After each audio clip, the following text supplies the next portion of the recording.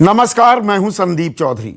आज सबसे बड़ा सवाल संडे स्पेशल में हम बात करेंगे किसानों की, देश के अन्नदाता की। आप जानते ही हैं, किसान महीनों से आंदोलन पर हैं।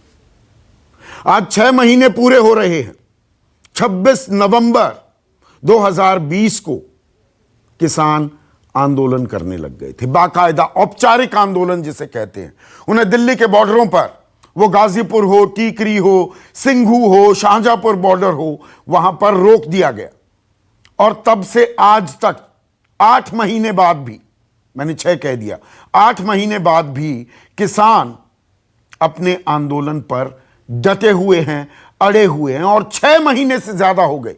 22 जनवरी को आखिरी बातचीत हुई थी सरकार और किसानों के बीच। तब से आज तक बातचीत नहीं हो रही है।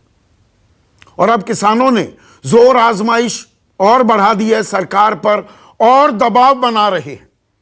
और दबाव बनाने का तरीका क्या अख्तियार किया है? 22 जुलाई से जंतर मंतर पर किसान एक संसद कर रहे हैं, किसान संसद। जैसे हमारी संसद चलती है, सवाल जवाब होते हैं, स्पीकर होता है, डिप्टी स्पीकर होता है, कुछ उसी तर्ज पर किसान भी एक किसान संसद चला रहे हैं जंतर मंतर पर। और कल एक नया रूप दिखेगा इस किसान संसद का। 200 महिलाएं जंतर मंतर पर इकट्ठा होंगी और वो किसान संसद चलाएंगी। लेकिन देश के कृषि और किसान कल्याण मंत्री नरेंद्र सिंह तोमर कहते हैं कि ये किसान संसद तो निरर्थक है, ये बेमानी है। संसद एक है, देश में एक ही संसद है। जनता यानी कि आप, मैं, हम सब अपना प्रतिनिधि चुनते हैं, वो संसद में बैठते हैं और आपके मेरे हित में कानून बनाते हैं और तमाम मसलों पर, समस्याओं पर चर्चा करते हैं। यानी कि कहीं ना कहीं नरेंद्र सिंह तोमर यह कह रहे हैं कि एक बार आपको चुन लिया गया, उसके बाद कोई मॉक पार्लियामेंट करना, उसके कोई मतलब नहीं रह जाते। आपने हमें चुन लिया तो हम आपके भले के लिए कानून बनाएंगे और चर्चा करेंगे। आपको चर्चा करना या आंदोलन करना, इसका कोई मतलब नहीं रह जाता है। इसलिए मैंने बेमानी शब्द का इस्तेमाल किया। तो संसद में ही सब कुछ तय होगा। तो क्या हल संसद में निकल जाएगा? इसी मॉनसून सत्र में किसान आंदोलन का क्या हल निकलेगा? क्या बातचीत होगी? नरेंद्र सिंह तोमर कह रहे हैं हम बातचीत के लिए तैयार हैं, प्रस्ताव लेकर आए किसान। किसान कह रहे हैं हम हर मुद्दे पर बात करने को तैयार हैं, लेकिन यह कानून कबूल नहीं है। यह हमसे पूछे बिना संसद में पारित कराए गए। हम इन कानूनों को चाहते ही नहीं हैं। यह अपने आप में एक बड़ी दिलचस्प, बड़ी रोचक स्थिति है कि सरकार कह रही है ये आपके भले के लिए है, और जिनके भले का दावा किया जा रहा है वो कह रहा है कि हमें ये कानून चाहिए ही नहीं। और संसद सर्वोच्च है, इसमें कोई शक व शुबा नहीं, लेकिन संसद सर्वोच्च है, इसी बात की ताल ठोकी जाए और कानून पर कोई चर्चा ना हो, इसके मतलब क्या है? यह भी सोचने वाली बात है। और आज जोर आजमाइश बढ़ा दी है किसानों ने। मेरठ बिजनौर से गाजीपुर बॉर्डर पर सैकड़ों ट्रैक्टर्स पहुंच गए। किसान दावा कर रहे हैं 400 ट्रैक्टर पहुंचे हैं, 5000 लोगों की भीड़ इकट्ठा हो गई है।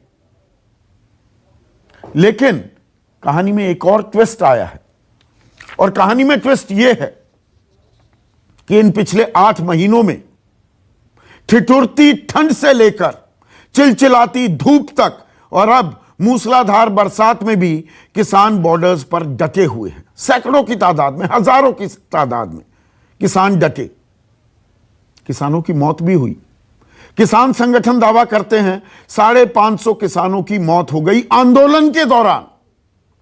लेकिन शुक्रवार को नरेंद्र सिंह तोमर, कृषि और किसान कल्याण मंत्री, ने राज्यसभा में बाकायदा एक लिखित जवाब दिया कि सरकार के पास ऐसा कोई रिकॉर्ड नहीं है। कि किसान आंदोलन के दौरान कितने किसानों की मौत हुई, ऐसा रिकॉर्ड भारत सरकार के पास नहीं है।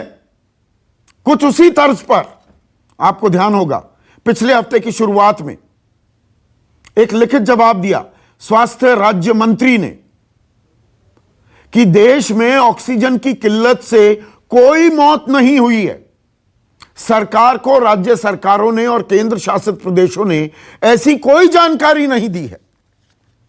यानी कि सरकार के पास ऑक्सीजन की कमी से हुई मौतों का कोई आंकड़ा नहीं है, जबकि आप, मैं, हम सबकी आंखों देखी है कैसी चित्कार मची, चीख पुकार मची ऑक्सीजन की किल्लत को लेकर। सुप्रीम कोर्ट सख्त हुआ, दिल्ली हाई कोर्ट में 14 दिन तक लगातार सुनवाई होती रही। जयपुर गोल्डन हो, 25 लोगों की मौत हो गई उस अस्पताल में। सरगंगाराम में 2 दर्जन से ज्यादा लोग मारे गए ऑक्सीजन की कमी के चलते। 12 लोगों की मौत हो गई बतरा अस्पताल में। और यह दिल्ली, राजधानी दिल्ली के 3 अस्पतालों का महज आंकड़ा दे रहा हूं, लेकिन सरकार के पास कोई आंकड़ा ही नहीं था।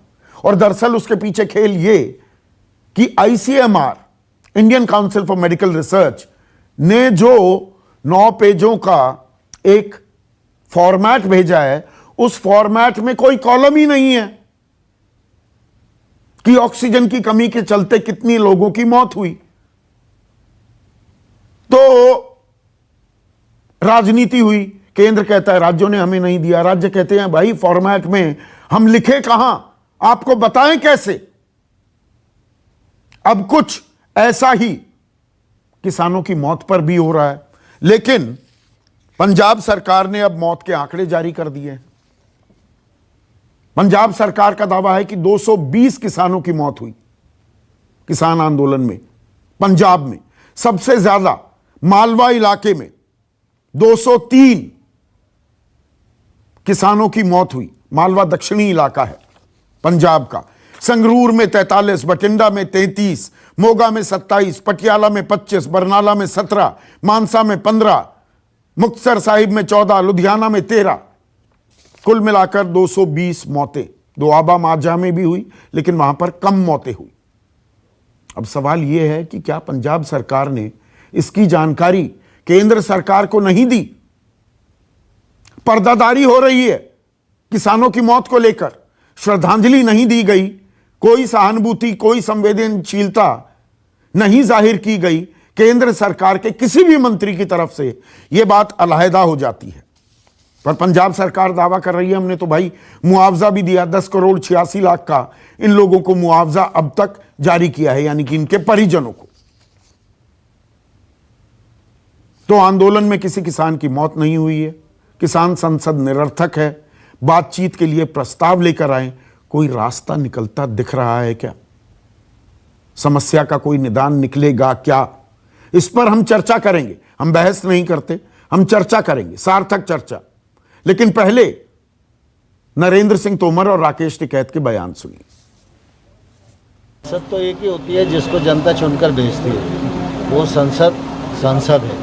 बाकी जो यूनियंस के लोग ये सब प्रकार की बातें कर रहे हैं और आंदोलन कर रहे हैं, वह एक तौर से निरर्थक है। हमने कई बार यूनियन के लोगों से कहा है कि उनको आंदोलन का रास्ता छोड़कर वार्ता का रास्ता अपनाना चाहिए। संसद है, लोकतांत्रिक देश में लोकतांत्रिक तरीके से अपनी भाषा में अपनी बात कहने का ये भी एक माध्यम है। हमें नहीं पता कि इससे हल निकलेगा नहीं निकलेगा। जब 8 महीने से हल नहीं निकला तो इसी से ही कहाँ निकल जाएगा। लेकिन हम अपनी बात अपने तरीके से कह रहे हैं। ऐसे में आज का सबसे बड़ा सवाल, संसद सर्वोच्च, किसान संसद बेईमानी, और किसान आंदोलन में नहीं हुई किसी की मौत। चर्चा में मेरे साथ बीजेपी के राष्ट्रीय प्रवक्ता, वरिष्ठ नेता हैं, खुद किसान हैं, किसान आंदोलनों की अगुवाई की है, इकबाल सिंह लालपुरा। कांग्रेस की राष्ट्रीय प्रवक्ता अलका लांबा मेरे साथ हैं। जेडीयू अहम घटक है मोदी सरकार की, साझा सरकार चला रहे हैं बिहार में, उनके युवा चेहरा माधव आनंद।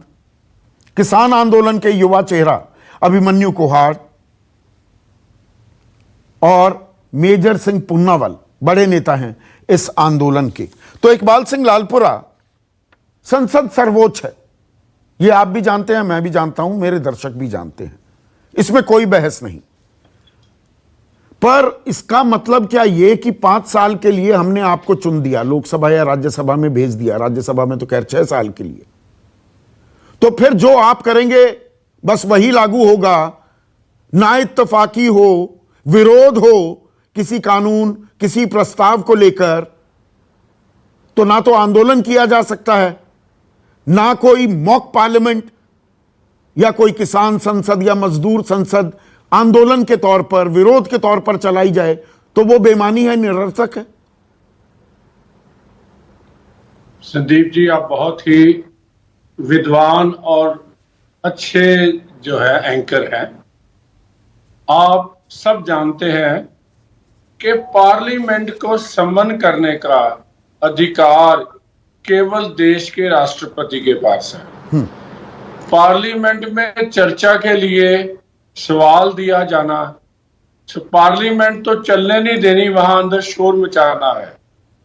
और बाहर जो एक मॉक पार्लियामेंट कहते हैं, मॉक का तो जो है कोई भी प्रावधान जो है वो संविधान में नहीं है। हम बात करने के लिए तैयार हैं, सुनने के लिए तैयार हैं। यही बात तोमर जी ने कही है कि आप कोई प्रपोजल लाइए। हमारी बात आपसे हुई 22 जनवरी को, 11 बातें आपकी मानी गई और ये भी कहा गया कि 1.5 साल तक हम इसको लागू नहीं करेंगे। अब भी लागू नहीं है क्योंकि सुप्रीम कोर्ट ने स्टे लगाई हुई है। तो जो भी इसमें आप ठीक करवाना चाहते हो हम ठीक कर देंगे, उसमें तो हमने तो कभी हठधर्मी दिखाई नहीं। लेकिन क्या हम भारत की संवैधानिक संस्थाओं का मजाक उड़ाते हुए, टूटते हुए देख सकते हैं? अच्छा, अगर किसान संसद होती है तो आप कह रहे हैं हम संसदीय प्रणाली का मजाक उड़ा रहे हैं। आप मुझसे कहीं बेहतर जानकारी भी रखते हैं और मेरे से तो असीम तजुर्बा है मेरे मुकाबले आपको। ये जो संसदीय प्रणाली हमने अख्तियार की है, Iqbal ji correct me if I am wrong, ये तो इंग्लैंड से की। हमारा संविधान भी लिखित है, चलिए उनका तो लिखित नहीं है, पर उसमें से ज्यादातर चीजें हमने इंग्लैंड से ही ली। इंग्लैंड में तो एक बहुत पुरानी परंपरा है मॉक पार्लियामेंट की। वहां पर तो बाकायदा ऑपोजिशन लीडर्स वो रोल अदा करते हैं कि ये होम मिनिस्टर है, ये फाइनेंस मिनिस्टर है, और इस पर एक स्वस्थ चर्चा होती है ना? चौधरी साहब, मैं आप बिल्कुल आप ठीक कह रहे हैं। वो तो होम मिनिस्टर भी बनाते हैं, हाँ, फाइनेंस मिनिस्ट्री बनाते हैं, सब बनाते हैं, हाँ, अपनी पार्टी में। हाँ, लेकिन अपनी पार्टी में, हाँ, अपनी पार्टी में बनाते हैं, हाँ, और चर्चा तो पार्लियामेंट के अंदर होती है। दूसरी बात, 1935 का गवर्नमेंट ऑफ इंडिया एक्ट जो है वो 1947 में उसके ऊपर इम्प्लीमेंटेशन बंद हो गई। भारत का एक नया संविधान आया जो डॉक्टर अंबेडकर साहब ने लिखा। उसमें कहीं नहीं लिखा कि हम उसकी कॉपी कर रहे हैं। दुनिया के जितने भी संविधान अच्छे हैं उनमें से सारी अच्छाइयां निकाल के और भारत की सभ्यता, भारत की इतिहास, इसको देखते हुए इसको शामिल किया गया। और उसके द्वारा हम तो अपनी हमारी तो शास्त्रार्थ की बहुत पुरानी परंपरा है ना इकबाल सिंह लालपुरा जी, शास्त्रार्थ की पुरानी परंपरा है। संसद सर्वोच्च है ये मानते हुए अगर कोई एक और संसद, मॉक संसद, भाई उससे उसके लिए राष्ट्रपति की अनुमति थोड़ा चाहिए, वो संसद भवन में थोड़ा हो रही है, तो एक मॉक संसद की जा रही है और उसके जरिए अपने सांसदों को जो हम चुनते हैं, आप हमारे प्रतिनिधि हो ना, आपका ध्यान आकर्षण किया जा रहा है कि ये मुद्दे ऐसे क्यों नहीं उठा देते भाई माननीयों, ये मुद्दे ऐसे उठा दीजिए, हमारी समस्याएं ये हैं, प्रॉब्लम्स ये हैं, इनको संसद में इस तरीके से उठा दीजिए। इसमें संसद का अपमान, लोकतांत्रिक प्रणाली की बखियां उधेड़ना कैसे हो जाता है? संदीप जी, ना तो किसी के खिलाफ मुकदमा दर्ज हुआ कि आप मॉक पार्लियामेंट कर रहे हो, ना किसी ने उसको डिस्टर्ब किया। सरकार ने सिक्योरिटी प्रदान की और उसमें ये अपना जो है मॉक पार्लियामेंट रोज कर रहे हैं। आगे भी जब तक ये करना चाहे करते रहे। लेकिन संविधान के अनुसार पार्लियामेंट में बात वही होगी जो पार्लियामेंट के अंदर चर्चा में आएगी। और इसके लिए ये सभी जो मेरे अच्छा, ये 5 जून को जब अध्यादेश पारित किया गया और 27 सितंबर 2020 को राष्ट्रपति की संस्तुति मिली, राज्यसभा में पास होने के बाद 20 और 21 अप्रैल को पास हुआ, तो उससे पहले संसद में कितनी चर्चा हुई थी कि हम ये 3 कानून लेकर आ रहे हैं? देखो, जब ये ऑर्डिनेंस आए 4 जून से, नहीं, ऑर्डिनेंस से पहले क्या कोई चर्चा हुई? ऑर्डिनेंस तो कोरोना काल में आया। ऐसी क्या आफत आन पड़ी थी कि 5 जून को ऑर्डिनेंस लाया जाएगा तभी किसानों का खुशहाली का दौर शुरू होगा? उससे पहले कोई चर्चा हुई थी? उससे पहले बजट सत्र तो हुआ था ना 2020 में भी। इससे पहले नीति आयोग ने चर्चा की। नहीं, संसद ने कब चर्चा की? नीति आयोग की बात छोड़ दीजिए। संसद में चर्चा तब होगी जब बिल वहां लाया जाएगा। जब बिल लाएगा, बिल लाने से पहले कितने किसान संगठनों से बात हुई जिनकी भला करने आप चले थे? देखो, सभी लोगों से बात हुई जिनसे नीति आयोग ने की, मिनिस्टर का ग्रुप चीफ मिनिस्टर का बना, उसने बात की। कुछ लोगों ने इसको सीरियसली नहीं लिया, जैसे पंजाब के चीफ मिनिस्टर है, वो आए नहीं। उन्होंने कभी सेक्रेटरी को भेज दिया, कभी मनप्रीत बादल जी को भेज दिया जो फाइनेंस मिनिस्टर हैं। तो ये एक मजाक हो रहा है। ये जो 40 संगठन हैं, इनमें से किसी संगठन को न्योता मिला, ये मना करते हैं। भारतीय किसान संघ, वो तो आरएसएस से जुड़ा संघ है, उनके महासचिव से मैंने एक बार नहीं, वो तो बल्कि इरिटेट होने लगे इकबाल जी की। संदीप, कितनी बार पूछोगे, कितनी बार बताऊं कि हमें बातचीत के लिए नहीं बुलाया गया कानून बनाने से पहले? तो किससे बात हुई? वो कौन से अदृश्य किसान संगठन थे जिनसे बातचीत हुई कानून बनने से पहले? ये राज्यपाल साहब से पूछ लीजिए। मैं मेजर सिंह पूनावल हैं, मैं अभी पूछ लेता हूं। मेजर सिंह पूनावल, ये कानून बनने से पहले आपसे बातचीत हुई थी, सलाह मशवरा हुआ था, नीति आयोग ने आपको संपर्क किया था?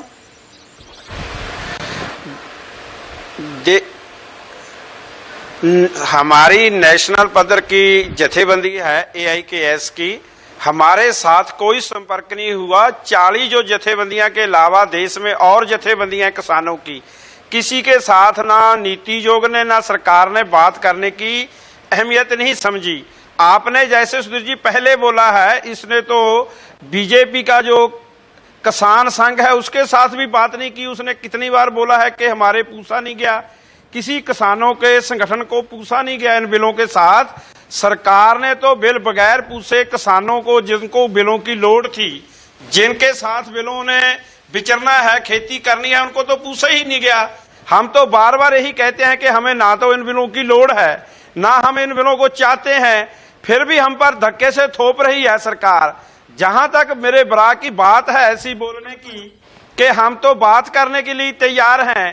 पहले जो 11 बार बात हुई तो किसने बुलावा दिया? सरकार ने किसानों को बुलाया और किसान सरकार के बोलने पर उसके पास मीटिंग में चले गए।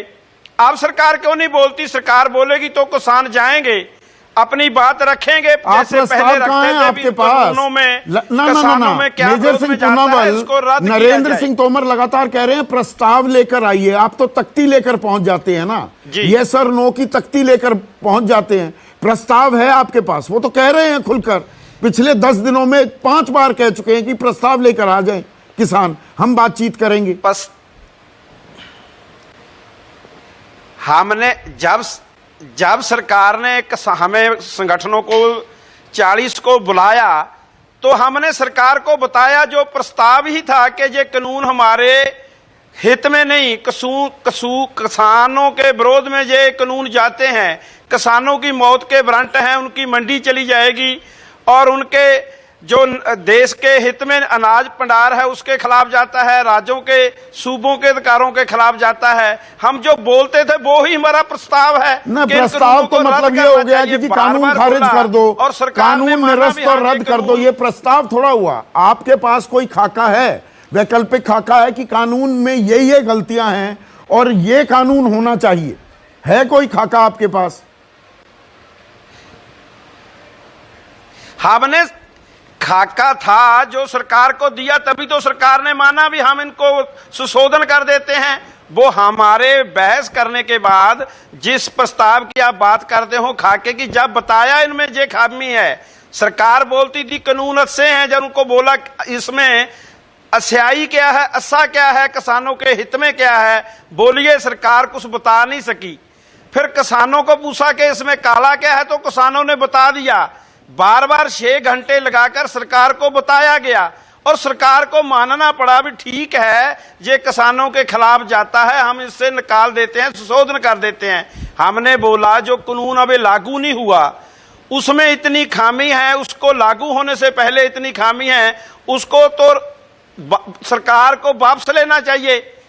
हम तो सरकार को बता चुके हैं, यही हमारा प्रस्ताव है। अभिमन्यु कोहाड़ जी, आप किसान संसद वहां चला रहे हैं, भाई कानून तो बदला जाएगा, संसद में बदला जाएगा, ठीक तो कह रहे हैं नरेंद्र सिंह तोमर, संसद तो एक ही है। अब आप किसान संसद कर रहे हैं, आप जाकर बात क्यों नहीं कर लेते? आपके पास फोन नंबर नहीं है, आपको पता नहीं है किससे बात करनी है? संदीप जी, इसमें जो अभी कृषि मंत्री जी ने टिप्पणी की है किसान संसद के ऊपर, उसके पीछे कारणों को हमें समझना पड़ेगा। आज तक भारतीय जनता पार्टी हमारे ऊपर ये आरोप लगाती थी कि इन किसानों को इन कानूनों के बारे में पता ही नहीं है, किसान तो भ्रमित है, किसानों को तो गुमराह कर रखा है। आप हमारे किसान संसद की 2 दिन की कार्रवाई उठा के देखिए। हमने पहले 2 दिन एपीएमसी एक्ट को जो बाईपास करने के लिए कानून बनाया उस पर चर्चा की। हमारे किसान नेताओं ने नहीं, सिर्फ किसान नेताओं के साथ साथ साधारण किसानों ने इसके ऊपर अपनी वहां पे बात रखी है। ये चीजें सारे मीडिया चैनल्स के कैमरों में कैद हुई हैं। वहां पे एक साधारण किसान ने बताया किस तरीके से नया कानून आने के बाद हमारी मंडियां बर्बाद हो गई। एक साधारण किसान ने बताया कि सरकार कहती है कि आप कहीं भी जाके अपना माल बेच सकते हैं, लेकिन उसने किसान ने कहा कि मुझे तो ये चाहिए कि मेरे 10 किलोमीटर के दायरे में कोई मंडी हो। मैं 4 एकड़ का किसान हूं, मैं बंबई जाके, दिल्ली जाके, बेंगलोर जाके अपना सामान कैसे बेचूंगा? मेरा किराया इतना ज्यादा लग जाएगा कि वो मेरे लिए ठीक नहीं रहेगा। ये सारी बातें एक साधारण किसान ने, और सभी राज्यों के, मैं आपको बताना चाहूंगा, महाराष्ट्र के किसान थे, केरला के किसान थे, तमिलनाडु के किसान थे, कर्नाटक के किसान थे, हरियाणा, पंजाब, उत्तर प्रदेश, मध्य प्रदेश के किसान थे। तो कृषि मंत्री जी तो इस बात से चिंतित है कि पूरे देश ही नहीं पूरी दुनिया के सामने इन किसानों ने बता दिया। सरकार तो कह रही है मुट्ठी भर किसान हो आप, पंजाब, हरियाणा, पश्चिमी उत्तर प्रदेश के किसान हैं सिर्फ ये। आप हमारा रिकॉर्ड देखिए, वहां पे तमिलनाडु के किसान गए हैं, कर्नाटक के किसान गए हैं, केरला के किसान गए हैं। और दूसरी बात संदीप जी, जो कृषि मंत्री जी ने कहा किसानों की शहादत के ऊपर बयान दिया, हम उसकी घोर निंदा करते हैं। हम ये बताना चाहते हैं कि हमारा एक उस पे पोर्टल है, इस पे ह्यूमन कॉस्ट ऑफ फार्मर्स प्रोटेस्ट.blogspot.com, हमने रिकॉर्ड के साथ, फोटो के साथ सारे एविडेंस दिए हैं। हमारे 546 किसानों की अब तक शहादत हुई है, लगभग 550 के आसपास। मैं फिर रिपीट कर रहा हूं, ह्यूमन कॉस्ट ऑफ फार्मर्स प्रोटेस्ट.blogspot.com, वहां पे कोई भी व्यक्ति जाके चेक कर सकता है। और जो हमारे अधिकतर, आपने सरकार को इस बारे में जानकारी दी? नहीं, मैं बता रहा हूं उसी बात पे। हमारे जो अधिकतर धरने लगे हुए हैं वो हरियाणा में है, उत्तर प्रदेश में है, जहां पे बीजेपी की सरकार है। जो भी हमारे किसानों की शहादत हुई, बाकायदा हर किसान का पोस्टमार्टम हुआ है, हर किसान की रिपोर्ट बनी है उसकी शहादत के बाद। जब पोस्टमार्टम हुआ है संदीप जी सिविल हॉस्पिटल में, तो उसका रिकॉर्ड तो अपने आप सरकार के पास पहुंच गया। फिर सरकार ये कैसे कह सकती है कि हमारे पास कोई जानकारी नहीं है? जब प्रशासन के पास रिकॉर्ड पहुंच गया तो इसका मतलब सरकार ये कह के किसानों की शहादत का अपमान कर रही है। और इससे पहले भी आप देखिए, बार बार भाजपा के प्रवक्ताओं ने बयान दिए, कुछ ने तो यहां तक कह दिया कि शहादत के सबूत दो। तो इस तरीके की टिप्पणियां, और खासकर कृषि मंत्री जी ने जो टिप्पणी की है, ये घोर निंदनीय है। हम इसकी बहुत आलोचना करते हैं। हमारे पास जितने भी किसान शहीद हुए हैं सबके रिकॉर्ड हैं, उनके डेथ सर्टिफिकेट हैं, उनके आधार कार्ड की कॉपी है, जहां चाहे हम वहां पे अपने रिकॉर्ड नहीं। इसमें अब मैं कड़वी बात कहूंगा और बहुत से लोगों को बुरा लगेगा, लेकिन मेरा काम अच्छा बुरा किसी को लगे उसके अनुसार अपने सवाल पूछने का नहीं है। जो किसानों की 546 किसानों की मौत की आप बात कर रहे हैं अभिमन्यु कोहाड़, क्या वो सामान्य मौत थी या वो आंदोलन के चलते ही मौत हुई? क्या ये आप दावे के साथ कह सकते हैं कि आंदोलन के चलते मौत हुई, या वहां पर बैठे हैं बहुत से लोग अपनी बढ़ती उम्र के चलते या हारी बीमारी के चलते मौत हो गई? वो गांव में होते तब भी मौत होती? नहीं संदीप जी, देखिए, कुछ किसानों ने, हमारे ये बड़ा दुखद है, कुछ किसानों ने हमारे आत्महत्या की है।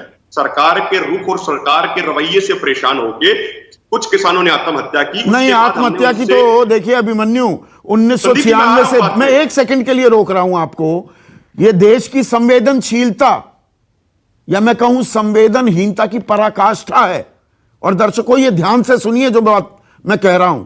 1996 से ही, सिर्फ 1996 से, पिछले 26 साल से ही किसानों की आत्महत्या NCRB, national crime records bureau, दर्ज करने लगा है। और यह आंकड़ा लगभग 4 लाख का है और इसका 10 गुना दावा किया जाता है। उससे पहले किसान कर्जे में डूबकर कुदरत के कहर के चलते आत्महत्याएं कर रहा था। व्यवस्था ने कभी जहमत नहीं उठाई थी कि आत्महत्याएं कितनी हुई हैं, और आज भी इसकी अंडर रिपोर्टिंग हो रही है। आप अपनी बात जारी रखिए। संदीप जी, कुछ किसानों ने जिन्होंने आत्महत्या की, उन्होंने बाकायदा सुसाइड नोट लिखा है जिसमें सरकार के ऊपर आरोप लगाए गए हैं कि हम सरकार के रवैये से इतने परेशान थे कि हम अपने फांसी के फंदे को चूम रहे हैं। दूसरी बात संदीप जी, जितने भी हमारे धरने हैं, हम कोई शौक से नहीं बैठे हैं यहाँ पे। अब बैठने की स्थिति देखिए, ठंड में बिल्कुल खुले आसमान के नीचे बैठे हमारे किसान कई महीने। एक टेंट में ठंड से बचाव नहीं हो सकता है, एक ट्रॉली के अंदर ठंड से बचाव नहीं हो सकता है। तो जो ठंड लगने से जो मौत हुई है, उनको किसान आंदोलन के अंदर की ही शहादत को कहा जाएगा ना। दूसरी बात, यहाँ पे हम अपनी तरफ से बेस्ट कोशिश कर रहे हैं, लेकिन लोकल प्रशासनों का कोई सहयोग नहीं मिलता। ना यहाँ पे सफाई होती है, ना यहाँ पे बाकायदा फॉगिंग की जाती है। तो जो हमारे किसानों की ये डेथ हुई है, ये सीधे तौर पे इसके लिए सरकार जिम्मेदार है।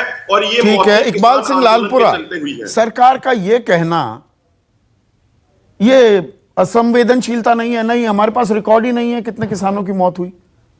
सरकार ने कोई कोशिश की, कोई प्रयास किया ये पता करने का? आत्महत्याओं के खत तो पब्लिक हुए, एक किसी ने आंसू बहाया सरकार की तरफ से? संदीप जी, किसी भी व्यक्ति की मौत हो, हम उसके लिए संवेदना करते हैं, बुरी बात है। कम से कम मैंने ही 10 बार चैनलों पे ये कहा कि किसी का इस संसार से चले जाना अति दुखद है, उसके बारे में हमें चिंता करनी चाहिए। आपने बिल्कुल किया है इकबाल सिंह लालपुरा। सरकार में किसने किया? अंगूठे में चोट लग जाए तो ट्वीट हो जाता है अफसोस का। इमरान खान की अम्मा की मौत हो जाती है, उस पर भी श्रद्धांजलि दे दी जाती है। किसानों के बारे में किसी ने सरकार की तरफ से कोई श्रद्धांजलि दी? ऊपर से तुर्रा ये हमारे पास आंकड़ा ही नहीं है। देखो, दूसरी बेनती ये है, पंजाब की सरकार ने 220 लोगों की मौत का एक आंकड़ा पेश किया है। उनके पास कहां से आ गया? केंद्र सरकार के पास क्यों नहीं? आप सुनिए, केंद्र सरकार पंजाब को ये जितना भी लॉ एंड ऑर्डर है, ये स्टेट सब्जेक्ट है, इसमें सेंटर दखलंदाजी नहीं कर सकता। केवल जो दूसरे कानून है उसमें एनआईए या दूसरी की इन्वेस्टिगेशन का प्रावधान जरूर है।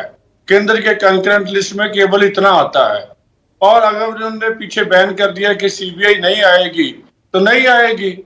बात यह है कि केंद्र ने कभी लिस्ट मांगी राज्यों से कि कितने किसानों की मौत हुई? आपके पास आंकड़ा है क्या? यह बड़ा कन्वीनियंट नहीं हो गया? मतलब एग्रीकल्चर भी आप 1954 के एक प्रावधान का इस्तेमाल करके कंकरेंट लिस्ट में बताकर इसका कानून बना दिया। दरअसल तो स्टेट लिस्ट में आता है एग्रीकल्चर, स्वास्थ्य भी स्टेट लिस्ट में आता है।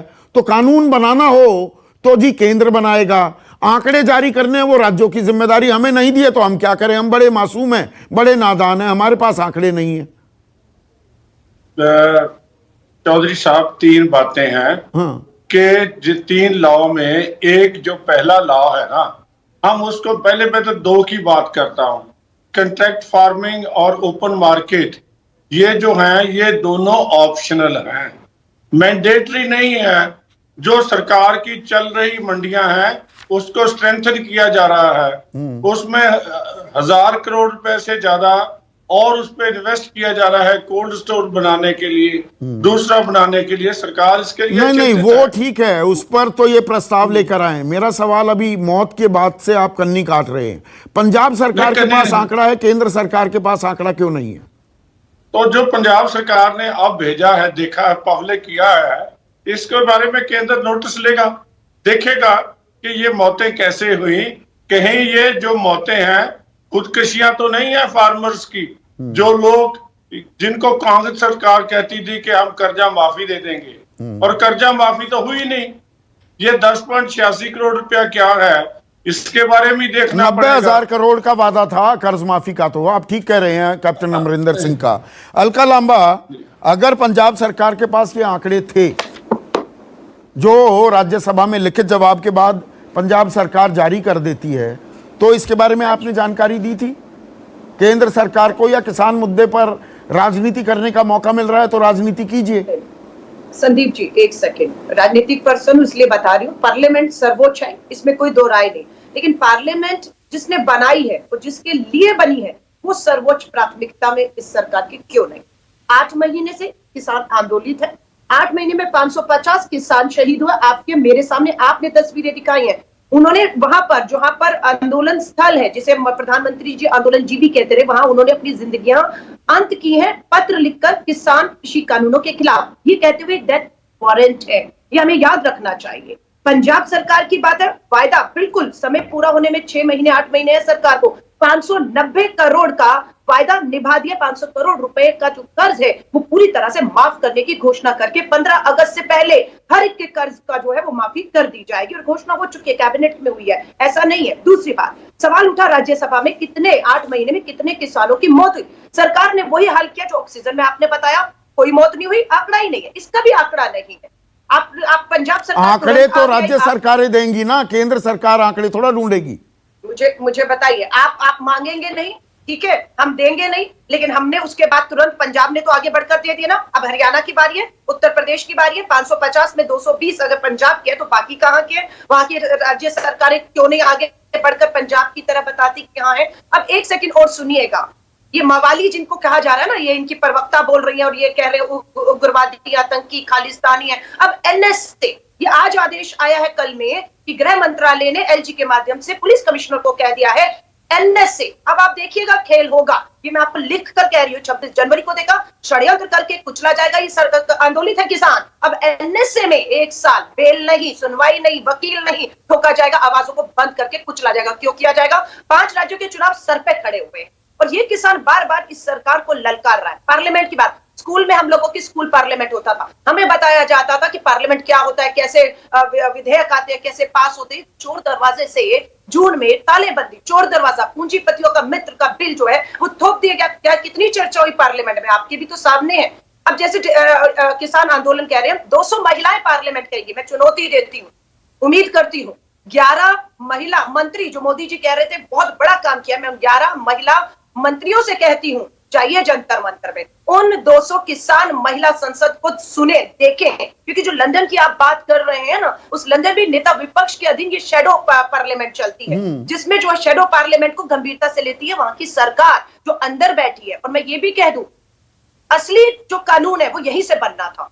आपको याद है अन्ना आंदोलन में कहां से ड्राफ्ट हो रहा था? जन लोकपाल, कौन ड्राफ्ट करने वाले लोग थे, किन्हें सरकारें सुन रही थी? ये कांग्रेस में हुआ था। आज वो क्यों नहीं हो सकता? क्यों नहीं सरकार कहती है किसानों को कि आप ड्राफ्ट करिए, आप चर्चा करिए, पार्लियामेंट चल रहा है, एक दिन का विशेष सत्र किसानों को, जो इकबाल सिंह लालपुरा कह रहे हैं इन 3 कानूनों में से 2 कानून तो वो राज्य सरकारों के मातहत आते हैं, वो इंप्लीमेंट करना चाहें करें, नहीं करना चाहें ना करें। और इनकी नींव तो आपने रखी थी अलका लांबा, इस पर हम पहले भी विस्तार से चर्चा कर चुके हैं। ये जितने प्रावधान है इन सब के बारे में चर्चा या इनकी इंप्लीमेंटेशन काफी हद तक हो चुकी थी और वो आपकी करनी थी। बिल्कुल बिल्कुल, हमने जो नींव रखी थी ना डॉक्टर मनमोहन सिंह जी के समय पर, 10 सालों में जो मेहनत थी, उस नींव को खोखला करने का काम ये कर रहे हैं। जो नींव कांग्रेस ने रखी थी, क्या इतने बड़े आंदोलन, इतने लंबे आंदोलन आपने कांग्रेस के 10 साल के शासन में देखे? किसान जाते थे मनमोहन सिंह जी को मिलने के लिए, क्या कैसे बात होती थी, आपने तस्वीरें देखी है। लास्ट बात कह रही हूँ, हरदीप पुरी जी ट्वीट किया है, ट्वीट करके अभी जानकारी दे रहे हैं और वाहवाही ले रहे हैं। कहते हैं WTO जो है वर्ल्ड ट्रेड ऑर्गेनाइजेशन ने 25 सालों के बाद टॉप 10 में एग्रीकल्चर ट्रेड में भारत को शामिल कर लिया। उपलब्धि बता रहे, 1 साल से तो कानून लागू ही नहीं, सुप्रीम कोर्ट और आपने तो इस 1 साल में इस कानून पर, जो आप कृषि कानून काला कह रहे हैं, रोक लगाई हुई है। तो ये लाभ हुआ कैसे? ये हम 10 में कैसे आ गए? क्योंकि किसान ने हल नहीं छोड़ा है, हल नहीं छोड़ा। जिस 80 करोड़ लोगों को महामारी में मुफ्त राशन का भी दावा कर रहे हैं, किसके दम पर कर रहे हैं? इसी किसानों के दम पर कर रहे हैं कि नहीं नहीं, WTO का हमें सर्टिफिकेट नहीं चाहिए, वो बहुत बड़ा एक राजनीतिक मुद्दा है। उसमें हरदीप पुरी जी की बात कर रही हूं। ना, मैं हरदीप पुरी को भी, उनसे भी मुखातिब हूं जब ये बात कह रहा हूं। WTO की कोई बात ना अमेरिका मानता है, ना कनाडा मानता है, ना इंग्लैंड मानता है, ना जापान मानता है। सब्सिडी कम करने की बातें, वो कितना सब्सिडाइज करते हैं अपने किसानों को, और यहां पर WTO का हवाला देकर किसानों की सब्सिडी लगातार घटाई जाती है। तो हमें सर्टिफिकेट नहीं चाहिए WTO से। उम्मीद करती हूँ हरदीप पुरी जी ने आपको सुन लिया होगा जो जो बातें आपने कही हैं, क्योंकि वो तो अपना कंधा थपथपा रहे हैं। वो कह रहे प्रधानमंत्री नरेंद्र मोदी जी की नीतियां जो हैं और फैसलों का नतीजा है कि आज हम टॉप 10 में आकर खड़े हो गए। हाँ, वो टॉप 10 में इसलिए आ गए ना, OECD कहती है 2001 से अब तक 45 लाख करोड़ का नुकसान हो चुका है किसानों को, क्योंकि न्यूनतम समर्थन मूल्य पर खरीदी नहीं होती। MSP को डिसमेंटल करने की बात करता है WTO, FCI को डिसमेंटल करने की बात करता है WTO। गलत कह रहा हूं इकबाल सिंह लालपुरा? एक सेकंड मैं इकबाल जी से तस्दीक कर लूं, गलत तो नहीं कह रहा हूं। WTO का ड्राफ्ट तो आपने मुझसे बेहतर पढ़ा हुआ है। बिल्कुल ठीक पढ़ा हुआ है चौधरी साहब। ये जो बात आप कह रहे हैं, इसमें से उसके खिलाफ कैसे खड़ा हुआ जाए, ये भारत सरकार लगी हुई है। हाँ, तो हरदीप पुरी उसका हवाला देते हैं, बेमानी है। हमें WTO की थपकी नहीं चाहिए, हमें नहीं चाहिए। आप उसके खिलाफ खड़े हैं। हाँ, ये तो कांग्रेस ने उसको हमारे सिर पे बिठा दिया। नहीं बिठाया है, पर मैं आपको सलाम करता हूं, कम से कम आप बिल्कुल खुलकर बोले। हमें WTO की वाहवाही नहीं चाहिए, ना इस देश के किसानों को। माधव आनंद, पर आपको कुछ रास्ता निकलता दिख रहा है क्या? मतलब संसद एक ही संसद है, मान लिया भाई सर्वोच्च है, पर संसद में क्या चर्चा की जानी चाहिए यह बताने का क्या अख्तियार, हक एक आम आदमी को नहीं है जो नाइत्तफाकी जाहिर कर रहा है? संदीप जी, ये तो बहुत दुर्भाग्य की बात है कि जो हमारे अन्नदाता हैं पिछले 8 महीने से लगातार संघर्ष कर रहे हैं, और जिन लोगों की भी शहादत हुई है वो भी सुनिश्चित रूप से जो है उस पर टीका टिप्पणी करना भी कहीं भी उचित नहीं है। शहादत पर मैं आता हूं, पहले संसद को क्या हम ये नहीं बता सकते हमारी समस्या ये है? अरे सुनो तो, जो अलका लांबा कह रही हैं कि कल अगर महिला किसान संसद होगी तो 11 महिला मंत्री वहां जाकर उनको सुन लें कि महिलाओं का दुख दर्द क्या है। संदीप जी, सरकार पूरी हर बात पे ध्यान रख रही है, सरकार सुन भी रही है। जो भी घटनाएं घटित हो रही हैं, पैरेलल संसद लगा के चल रही है, जंतर मंतर पे सरकार के संज्ञान में सब कुछ है, और सरकार खुले दिल से बात करना भी चाहती है। देखिए, यहाँ बात जो आपने कहा कि क्या रास्ता निकल सकता है, रास्ता निश्चित रूप से निकल सकता है। सरकार की मंशा बहुत साफ है, सरकार की मंशा पे कोई डाउट नहीं कर सकता है। एक मिनट अलका जी, मैंने आपको आपके बीच में नहीं बोला है, सरकार की मंशा में कहीं कोई खोट नहीं है। सरकार चाहती है कि हमारे किसान भाइयों की आमदनी बढ़े। मंडी की बात जो होती है, आपने संदीप जी, आप तो आमदनी का आज तक बताया है। एक सेकंड माधव, क्योंकि आप इकोनॉमिक्स के स्टूडेंट हैं। 2013 में NSSO का आंकड़ा था आखिरी कि 6,426 रुपए प्रति माह किसान की आमदनी है इस देश में। प्रति किसान पर ऑन एन एवरेज 47,000 रुपए का कर्ज है इस देश में। और आप बिहार से आते हैं, बिहार में किसान की वार्षिक आय प्रति माह नहीं 6,426 नहीं 42,000 रुपए है, 3,500 रुपए महीना, जहां पर APMC 2005 में हटा दी गई थी। तो ये जो आमदनी है वो कौन सी आमदनी 2016 में कहा दुगनी कर देंगे? दुगनी तो वैसे ही हो जाती है।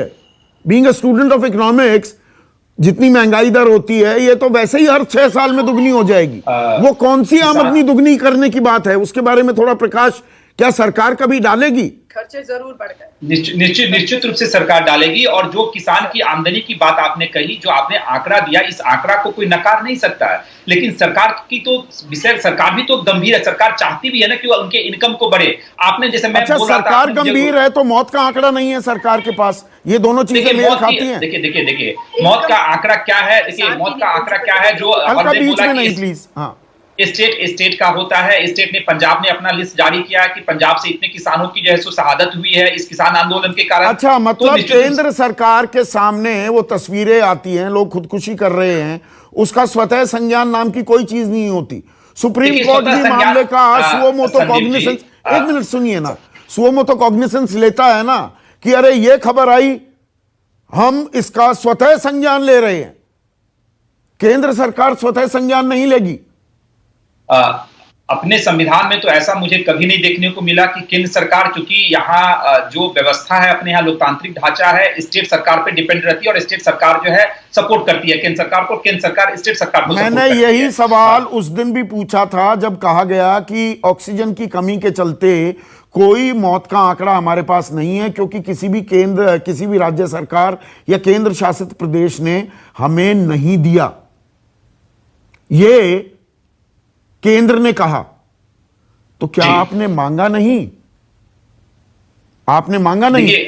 नहीं, केंद्र सरकार ने मांगा और केंद्र सरकार को जो जवाब मिला तमाम राज्यों से, क्योंकि फॉर्मेट में ही नहीं था, फॉर्मेट में था ही नहीं। आईसीएमआर का जो फॉर्मेट है उसमें कॉलम ही नहीं है ऑक्सीजन की कमी के चलते मौत का आंकड़ा, यहां पर लिखिए। देखिए, मौतें हुई हैं संदीप जी, वो तो हम सब लोगों ने देखा है, आपके चैनल पे भी हम लोगों ने डिबेट पे बैठा है, और इस बात को नकारा नहीं जा सकता कि एक भी मौतें ऑक्सीजन की कमी के कारण नहीं हुई है। ऐसा कहना तो मुझे लगता है कोई भी व्यक्ति ऐसा नहीं बोल सकता है। बोला गया ना, लिखित जवाब है। देखिए, लिखित सरकार तो जो जवाब देती है, जो स्टेट से जो जवाब आया है, संवेदनाओं की बात आ जाती है, गंभीरता की बात आ जाती है। लेकिन सरकार को तथ्य के साथ बात करना पड़ता है। जब संसद का सत्र चलता है तो सरकार तथ्य के साथ बात करेगी, और तथ्य कहां से आता है? और तथ्य सरकार के पास होती है, उनको कितना भी तोड़ मरोड़ दो। अगेन, एक स्टूडेंट ऑफ इकोनॉमिक्स से बात कर रहा हूं, ये आंकड़े बताते कम है, छिपाते ज्यादा हैं। देखिए, आंकड़ों की बाजीगरी तो इस पे एक कहना जो है, आंकड़ों की बाजीगरी तो चलती रहती है, और मैं इससे नकार नहीं सकता हूं। कितनी मौतें हुई हैं, आपके चैनल पे ही हम लोगों ने कई डिबेट किए हैं कि कोरोना के टाइम में लाशों पे भी हम लोगों ने चर्चा की है, तो ऐसा नहीं है, वो बाजीगरी चलती, लेकिन सरकार के मंशा पे सवाल खड़ा करना मुझे उचित नहीं लगता। इसका रास्ता निकल सकता है संदीप जी, किसान भाई भी, जो अन्नदाता भाई हैं, वो भी थोड़ा लचीला रुख अपनावें, सरकार भी लचीला रुख अपनाने के लिए तैयार है। दोनों आपस में बैठे निरंतर वार्ता चले, निश्चित रूप से दावे के साथ मैं कह सकता हूं कि यह आंदोलन समाप्त हो जाएगा। मेजर सिंह पूनावाल, बातचीत के लिए आप कह रहे हैं कि नहीं, सरकार की मंशा पर हमें भरोसा नहीं है। सरकार कह रही है आइए प्रस्ताव लेकर, क्या करे सरकार की बातचीत का दौर शुरू हो। बिना बातचीत क्या समस्या हल हो जाएगी?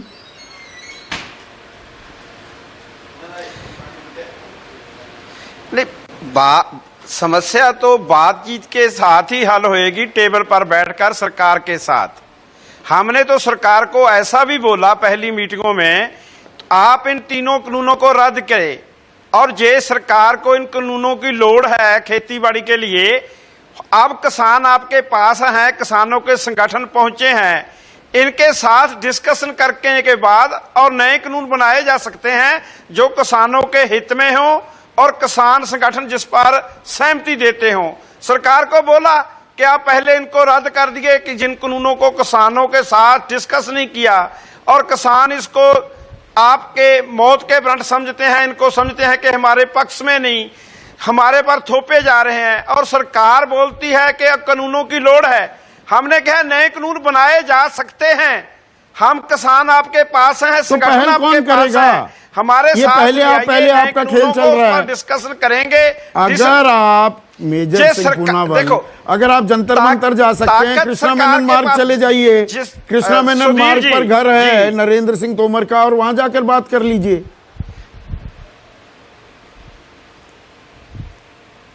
सरकार हमें बुलाए तो हम चले जाएंगे, हम इनकार कहां करते हैं। पहले भी सरकार बुलाती थी, जो नहीं सरकार ने कोई आपको जंतर मंतर थोड़ा बुलाया है। अभिमन्यु को सरकार के पास ही हम फरियाद लेकर गए थे, जंतर मंतर थोड़ा बुलाया है। आप चले जाइए कृषि मंत्री के घर कि देखिए बात करते हैं, दरवाजे पर जाकर बैठ जाइए।